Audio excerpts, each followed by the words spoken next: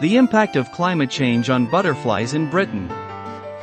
According to conservationists, populations of around 2/3 of butterfly species have declined in Britain over the past 40 years.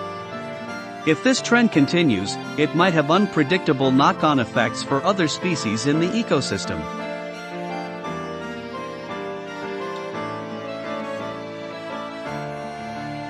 Butterfly eggs develop into caterpillars, and these insects, which are the second stage in a new butterfly's life cycle, consume vast quantities of plant material, and in turn act as prey for birds as well as bats and other small mammals. Only by arming themselves with an understanding of why butterfly numbers are down can conservationists hope to halt or reverse the decline. Butterflies prefer outdoor conditions to be just right, which means neither too hot nor too cold. Under the conditions of climate change, the temperature at any given time in summer is generally getting warmer, leaving butterflies with the challenge of how to deal with this. One of the main ways in which species are ensuring conditions suit them is by changing the time of year at which they are active and reproduce. Scientists refer to the timing of such life cycle events as phenology, so when an animal or plant starts to do something earlier in the year than it usually does, it is said to be advancing its phenology. These advances have been observed already in a wide range of butterflies. Indeed, most species are advancing their phenology to some extent.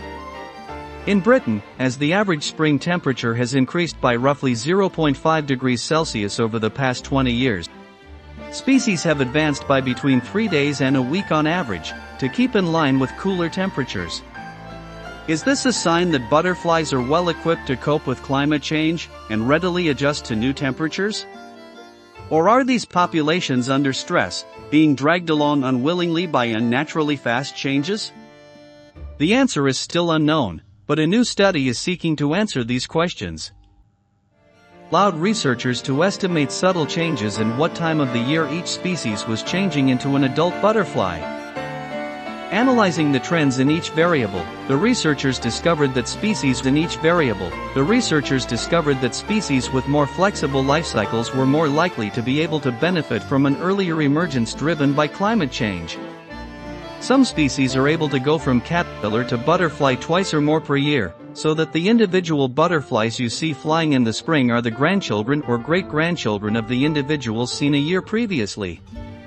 Among these species, researchers observed that those which have been advancing their phenology the most over the 20-year study period also had the most positive trends in abundance, distribution, and northwards extent. For these species, such as Britain's tiniest butterfly, the dainty small blue, whose colonies are up to 100 strong, some develop into butterflies early in spring, allowing their summer generations to complete another reproductive cycle by autumn so that more population growth occurs. Other species, however, are less flexible and restricted to a single reproductive cycle per year. For these species, there was no evidence of any benefit to emerging earlier.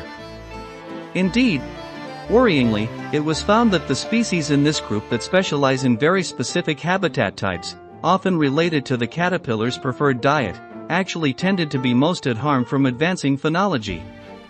The beautiful high-brown fritillary, often described as Britain's most endangered butterfly, is in this group. It is found only in coppiced woodland and limestone pavement habitats. It is also a single-generation butterfly that has advanced its phenology. This suggests that climate change, while undoubtedly not the sole cause, might have played a part in the downfall of this species. All is not lost, however. Many of Britain's single-generation species show the capacity, in continental Europe, to add a second generation in years that are sufficiently warm.